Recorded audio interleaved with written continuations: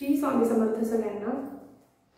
आजच्या व्हिडिओमध्ये आपण पाहणार आहोत श्रावण महिना सुरू झालेला आहे आणि श्रावण महिन्यामध्ये आपण सगळ्यात जास्तीत जास्त सेवा आणि पूजा अर्चा करत असतो। पण श्रावण महिना हा भगवान शंकरांच्या सेवेचा महिना मानला जातो, म्हणून आपण भगवान शंकरांची जास्तीत जास्त सेवा करत असतो।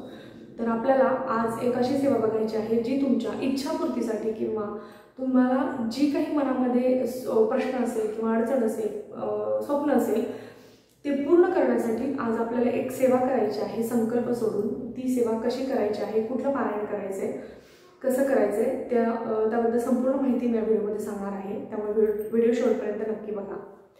ओम श्री सद्गुरु अक्कलकोट निवासी राजाधिराज योगीराज श्री स्वामी समर्थ महाराज की जय।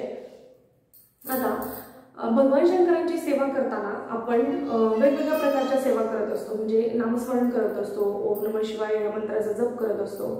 तसंच आपण शिवहर शंकर, नमामि शंकर, शिवशंकर शंभो, हे गिरिजापती भवानी शंकर, शिवशंकर शंभो हा मंत्र देखील तुम्ही कंटिन्युअस म्हणू शकता, म्हणजे जितक्या वेळा तुम्हाला शक्य होईल तितक्या वेळा म्हणू शकता। आता श्रावणी सोमवारमध्ये आपण जे लोक एरवी सोमवारचा उपवास करत नाहीत ते लोक सुद्धा श्रावणी सोमवार करतात, कारण श्रावण महिन्यामध्ये भगवान शंकरांच्या पूजेला अनन्यसाधारण महत्त्व आहे। कारण त्यावेळेस आपण जी काही पूजा आणि सेवा करत असतो त्याचं कितीतरी पटीने फळ आपल्याला भगवान शंकर देत असतात।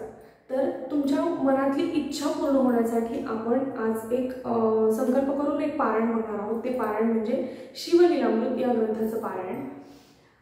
जे काही तुमचा प्रश्न आहे किंवा इच्छा आहे, स्वप्न आहे, ते पूर्ण करण्यासाठी किंवा जे काही तुम्हाला भगवान शंकरांकडे मागायचं आहे त्यासाठी प्रत्येक सोमवारी किंवा आता उद्या श्रावण महिना सुरू होतोय, तर श्रावण महिन्याची सुरुवात यावेळेस सोमवारनेच होणार आहे।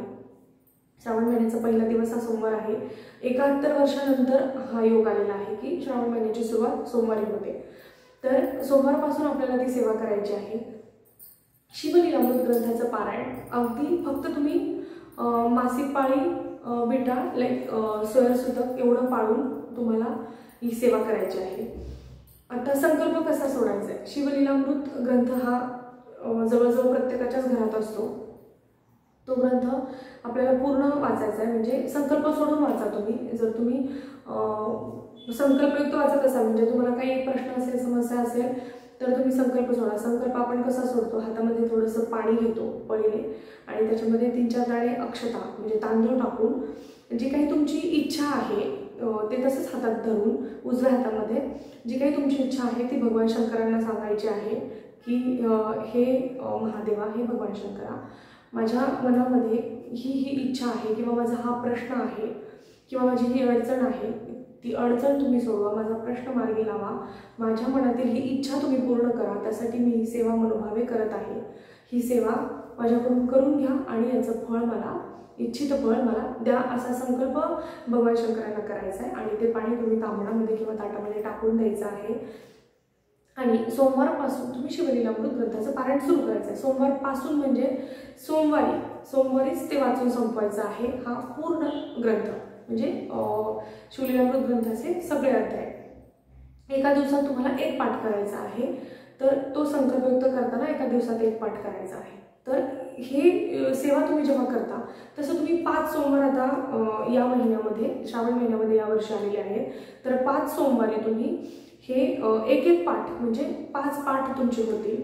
जर तुम्हाला सोमवार व्यतिरिक्त पण जर तुम्ही वेळ काढू शकत असाल आणि तुमच्याकडे खरंच वेळ असेल तर तुम्ही रोज देखील हे पारायण करू शकता, काहीच हरकत नाही। कारण सेवा आपण जितकी जास्त करतो तितका जास्त मेवा आपल्याला भगवान शंकर देणार आहेत।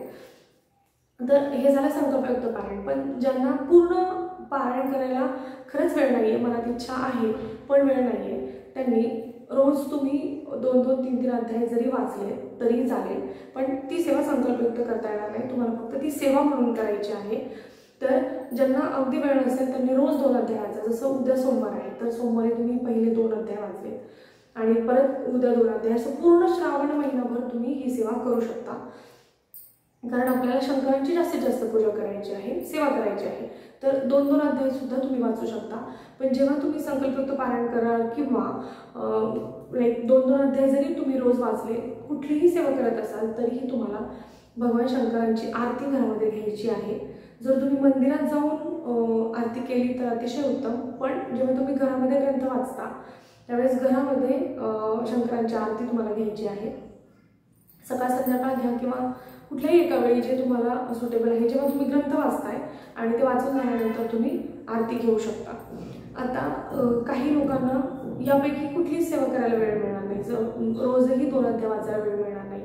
मग त्यांनी कमीत कमी शिवलीलामृत ग्रंथाचा 11वा अध्याय हा रोज वाचा, किंवा अगदी रोज जमलं नाही तर प्रत्येक सोमवारी तरी वाचा. कारण हा 11वा अध्याय वाचल्यानंतर आपल्याला जे काही पुण्य मिळतं ते पुण्य मिळतं रुद्राभिषेक केल्याचं. कारण रुद्राभिषेक ही भगवान शंकरांची अत्युच्च कोटीची सेवा आहे.